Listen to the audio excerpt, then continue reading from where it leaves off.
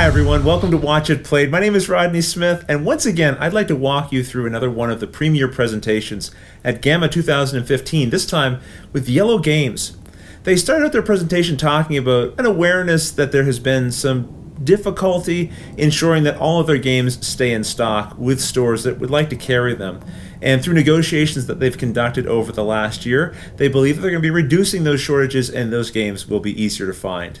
At this point, Sarah and Stefan talked extensively about many of the games in their catalog, and so what I'll do now is just step back and let them go over a few of the ones that I chose to share with you. This one is obviously medieval theme. We are a squire at the medieval school, and you have to learn your trade, you know, to become a decent knight. So you need to work on your romance skill, your jousting skills, your education skill, your charity, your influence toward the king, and obviously you need to be able to run quests to the dragon. So it's a drafting game. We are collecting cards, and then the second phase after the drafting is we try to have the lead in each of those tracks. But obviously you cannot be the leader on all the tracks, so you have to choose which fight you are going after. And some of the tracks are only scoring in certain turn of the game. So the jousting track is going to score every turn. The quest is only your final achievement, is you're only scoring the quest of the dragon at the end. So you have to balance where you are sending your resources. It's a new mechanic. It's nothing like that's been done before, and it works pretty well. This game is on the atmosphere is very Jules Verne Steam ID, and we are captains of submarines. So two-player game. We are building our submarine, and each room of the submarine is either a weapon or an engine or a special device. We are using air to keep track of the consumption of, that's the currency of the game. The longer you play, the less air you have. You are trying to sink the other submarine by either killing his entire crew or drowning all the rooms in the submarine. The game also comes with 2 expansion packs ready to go. This one is more room and weapon, and this one is more geared toward extra crew. And it's a little bit like it's like a little bit of a deck building, because I'm going to be able to choose among all those optional tiles what room I want to put in my submarine, and therefore you don't really know what I'm going to bring on the table as weapon in my submarine. This is a really interesting game because it's like an area control game, except that it's different every single time. So each player will take a quadrant of the board. You can play it with 2 and 3 players as well. And you are trying to battle over the tiles in your quadrant. So you're always battling against the guy on your left and the guy on your right, but each of you starts with the same card set. So everybody starts with the same things.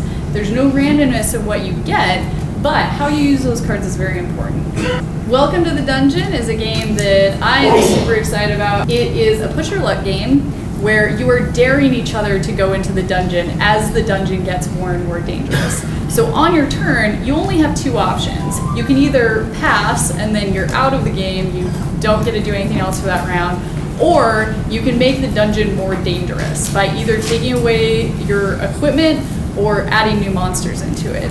If you are the last person to pass, then you have to go into the dungeon with whatever stuff people have thrown in there. Pingo Pingo, this is really as much an activity as it is a board game. There's a lot of great stuff going on.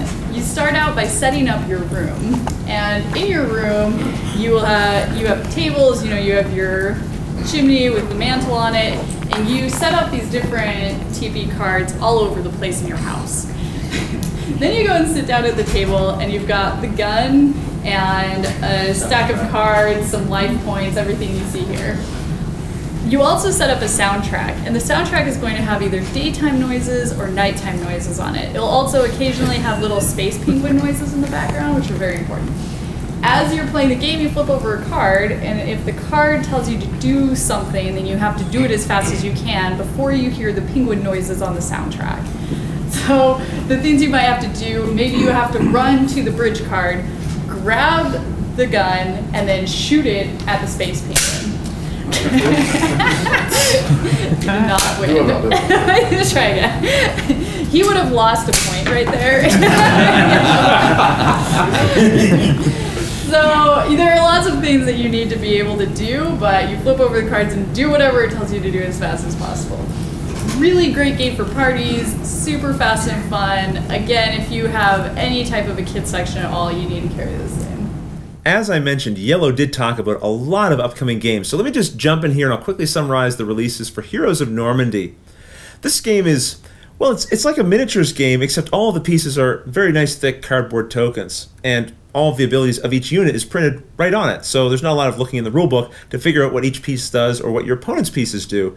So they have 3 new additional expansion scenario campaigns, basically, that are being released. These will have new scenarios, new missions, new tokens, of course, to play with in the base game.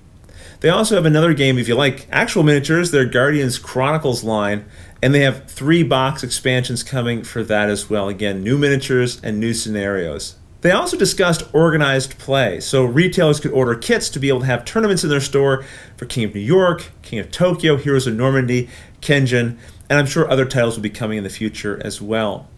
They also had a special deal at the show for retailers. If you ordered while at the show at least 2 of their products, you could get a free demo copy or 15% off the entire order that you made. So that's a really big deal, and just another benefit that a retailer can take advantage of when they attend a show like GAMA. Well, as I said, they talked about a lot of different games. I didn't feature all of them, but certainly keep an eye out on the internet or on iello's webpage to find out about all these releases that will be coming soon. But hopefully you found that interesting and informative. Until the next episode, thanks for watching.